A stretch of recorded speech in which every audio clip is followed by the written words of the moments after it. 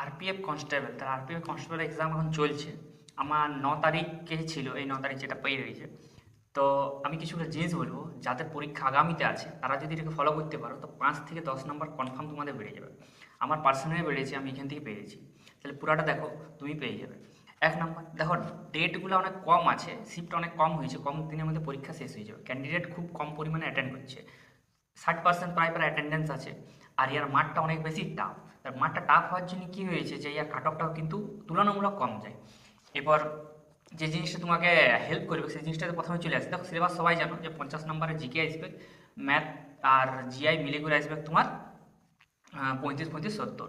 তো 35, 35, 70 মধ্যে যে লেভেল রাখিছে কিনা রাখা হয়েছে ইয়াতে কনস্টেবলে, আরপিএফ কনস্টেবলে, সেইখানে তুমি প্রায় 60+ সবাই করতে পারবে। মানে যারা নর্মাল কম্পিটিশনে রয়েছে তাদের প্রায় 60+ তারা করে আসতে পারবে আরামসে, তাদের কোনো এটাতে মানে দ্বন্দ্বই নাই যে এটা নিচে করবে। তাহলে এখান থেকে তোমাকে 60, কিন্তু এখনও তোমার কাট অফ আসার জন্য 30 নম্বর, 25 থেকে 30 নম্বর জিকে থেকে তুলতে হবে।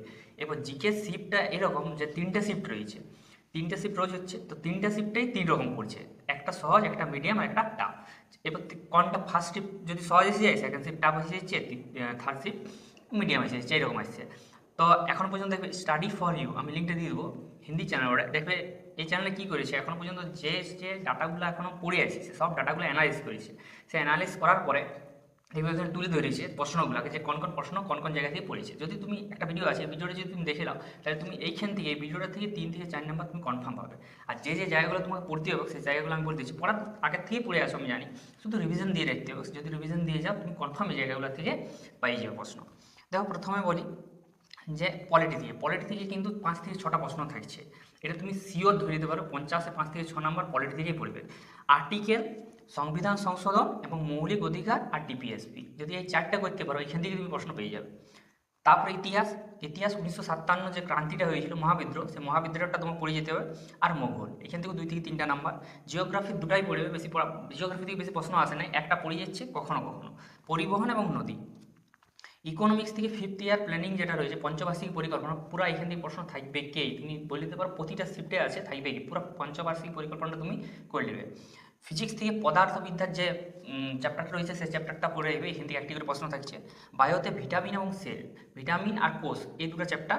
স্ট্র্যাটেজিতে ডান্স এবং উৎসব, আমি পার্সোনালি ভাবছিলাম যে স্ট্র্যাটেজিতে অনেক বেশি প্রশ্ন থাকবে, কিন্তু সত্যি বলছি স্ট্র্যাটেজি থেকে খুব একটা প্রশ্ন পড়ে নাই, হয় ডান্স পড়েছে নাহলে উৎসব পড়েছে। আর কারেন্ট অ্যাফেয়ার থেকে সবচাইতে বেশি প্রশ্ন রয়েছে, যদি 50 নম্বরে বলা হয় সবচাইতে বেশি কারেন্ট কারেন্ট অ্যাফেয়ার থেকেই পড়েছে। এইখানে তোমাকে কারেন্ট অ্যাফেয়ার অনেক পিছনে জিজ্ঞাসা করা হয়নি, পুরো 24টা। অনেকেই আছে ডেলি বেসিসে কারেন্ট অ্যাফেয়ার দেখে, কেউ উইকলি দেখে, কেউ মান্থলি দেখে, যে যেটাই দেখেছো। যদি নাও দেখো, একটা আমি ভিডিও দিয়ে দেবো, এই ভিডিওর লিঙ্ক দেবো, এই লিঙ্কটা দেখে নেবে, পুরো 12 মাসের রয়েছে, 12 মাসেরটা তুমি দেখে করে চলে যাবে। এখান থেকে কিন্তু প্রশ্ন হবে, এটা ছিল জিকে। জিকের এখানে এই জায়গাটা যদি করো, তুমি যে নাম্বারটা তুলছে তার থেকে 3 থেকে 4 নম্বর বেশি পাবে, এটা কনফার্ম তুমি ধরে রাখো। আর এই যে যেগুলো আমি বলছি, এগুলো আমি নিজে পরীক্ষা দিয়ে করে বলছি যে জায়গা থেকে পড়েছি এমন নয়। এর আগে যে শিফটগুলো রয়েছে সেই শিফটগুলো ওই চ্যানেলটাতে আমি বললাম যে অ্যানালাইসিস করার পরেই আমি বলছি। যদি আমার অ্যানালাইসিসটা যদি তোমার মনে হচ্ছে যে কম রয়ে গেছে, তুমি নিজের থেকে ভিডিও দেখে নাও, সেইখান থেকে তুমি নিজের থেকেও এটা বানিয়ে নিতে পারবে। এরপর ম্যাথেরটাও বলে দিচ্ছি। ম্যাথের কিন্তু এরকম আছে যে এক একটা চ্যাপ্টার থেকে অনেক রিপিট হয়ে গেছে। যেমনি সিআই আর এসআই থেকে, মানে চক্রবৃদ্ধি সুদ এবং সরল সুদ থেকে রিপিটেডলি প্রশ্ন জিজ্ঞাসা করা হয়েছে। মিশ্রণ আর প্রফিট অ্যান্ড লস, এই 4টে চ্যাপ্টার থেকে বহুত বেশি জিজ্ঞাসা করা হয়েছে। আর জিআই এর সবচেয়ে ইম্পর্টেন্ট চ্যাপ্টার হচ্ছে letter series, number series, blood relation এবং দিক নির্ণয়, এখান থেকে অনেক বেশি। একটা আগের বারে যেমনি পড়েছিল যে স্টেটমেন্ট কনক্লুশন, এত বড় একটা স্টেটমেন্ট দিচ্ছিল, ওইটা থেকে কনক্লুশন বার করতে হবে, 4টের মধ্যে কোন দুটো সঠিক, একটা সঠিক, এমনি ওইটা কিন্তু এবারে পড়েনি। এটাই ছিল পুরো আরপিএফ কনস্টেবলের অ্যানালাইসিস বলতে পারো এখন পর্যন্ত যে পরীক্ষাগুলো হলো। তুমি এই জায়গাটাকে দেখো ভালো করে, অবশ্যই দেখবে 3 থেকে 4 নম্বর মিনিমাম, বলছি ম্যাক্সিমাম তো 10 পার হয়ে যেতে পারে। আমি মোটামুটি 7 থেকে 8 নম্বর আমার বেনিফিট হয়েছে, মানে যে নাম্বারটা আমি পাচ্ছি তার থেকে আমি বেনিফিট পেয়েছি জিকেতে। ম্যাথ রিজনিং একদম সহজে এসছে, ম্যাথ রিজনিং আরামসে আমি কি বললাম 60 আরামসে করতে পারবে, কিন্তু কাট অফে জিকেতে যেতে গেলে আরও তোমার 20-30 নম্বর প্রয়োজন হবে। তাহলে সেটা তোমাকে জিকে থেকে কাভার করতে হবে। 2024-এর কারেন্ট অ্যাফেয়ারটা কিন্তু অবশ্যই দেখে যাবে।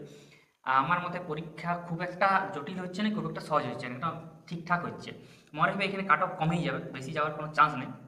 চান্স নেই এই জন্যই কারণ ইয়ার মাঠটা হচ্ছে 5:45, 1600 মিটার এক, এবার হাই জাম্প আছে, তার সঙ্গে লং জাম্প আছে। তাহলে এটা থাকার জন্যে এই 3টে স্টেপ অনেক জরুরি, মানে এই 3টে স্টেপ সবাই পারবে না। আমি যেদিন পরীক্ষা দিলাম আমার শিফটে যেটা ছিল, আমার এমন কাউকে আমি দেখি করে বুঝিয়ে উঠতে পারলাম না যে সে 5:45-এ মাঠ করতে, একটু এজেড সবাই ছিল আর একটু হেলদি ছিল, বেশিরভাগই ক্ষেত্রে হেলদি ছিল। তো 5:45-এ মাঠ করার মতন আমি তো কাউকে পাইনি, আমার যেটা মনে হয়। তাহলে কাট অফ ওইরকম যাবে না। আগের বারে যখন কাট অফ ছিল জোন ওয়াইজ ছিল, অ্যাকচুয়ালি জোন গ্রুপ ছিল, গ্রুপের মধ্যে জোন ছিল, ABCDF পর্যন্ত ছিল। তাহলে ওই রকম করে সবাই ফর্মও ফিল আপ করেছে আর ওই রকম করে কাট অফ হয়েছে। এইবার কিন্তু all India basis cut off, একটাই কাট অফ সবার জন্য। তো ওয়েস্ট বেঙ্গলে কেমন পড়ছে আমি জানি না, কিন্তু অন্যান্য আদার স্টেটের যেটা রয়েছে তারা কিন্তু খুব ভালো পড়াশোনা করছে। তাহলে তাদের সঙ্গে কম্পিট করতে গেলে তোমাকে একটু নাম্বারটা বেশি রাখতে হবে, মানে 90+ তোমার র মার্কস প্রয়োজন। যদি তুমি 90+ আনতে পারছো তাহলে অবভিয়াসলি তুমি আরামসে RPF এর কাট অফে এসে যাবে। এরপর মাঠটা যেটা তুমি যেমনভাবে প্র্যাকটিস করবে সেরকম হবে। দেখো কাট অফ নিয়ে যদি প্রিভিয়াস ইয়ার কাট অফ যদি বলো 2019-এ, তাহলে দেখো স্ক্রিনে আসছে কাট অফটা। তাও আমি একবার বলে দিচ্ছি যে গ্রুপ এতে URA 83 গেছিলো, সবচাইতে বেশি কাট অফ গেছিলো গ্রুপ ডিতে, সেটা হচ্ছে 117.83 URA। তাহলে 117.83 এটা নর্মালাইজেশনের পরে, মানে 120 পরীক্ষা 117 কিন্তু কাট অফ চলে গেছিলো। তাহলে এটা তুমি ভাবি নিতে পারো, হ্যাঁ এখানে একটা জিনিস আছে। দেখেন না, আমি প্রিভিয়াসে যতগুলো ভিডিও পাইছি সব ভিডিওতে একটা জিনিসই বলা হয়েছে, অনেক বেশি নর্মালাইজেশন স্কোর ইনক্রিজ হয়েছে সবার, 35, 34, 21, 7, এইরকম। আমি তো হচ্ছে 117 যার নাম্বারটা হয়েছে সেখান থেকে যদি আমি 10 নাম্বারও যদি ধরি তাও 107, 10 নাম্বার এভারেজ যদি ধরি তাহলে 107।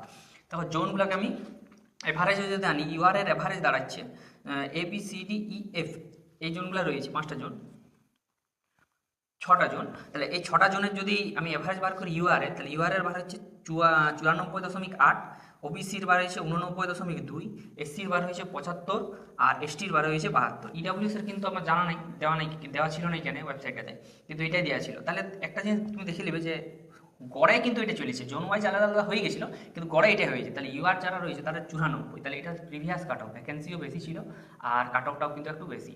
তাহলে সেই জন্য বলবো যে একটু বেশি এফার্ট তোমাকে লাগাই দেবে পরীক্ষাটাতে। যদি একটু বেশি এফার্ট লাগাও তো নাম্বার আসি যাবে। তোমার জিকেটাই অ্যাকচুয়ালি অসুবিধা করবে, ম্যাথের জন্য অত অসুবিধা করবে না।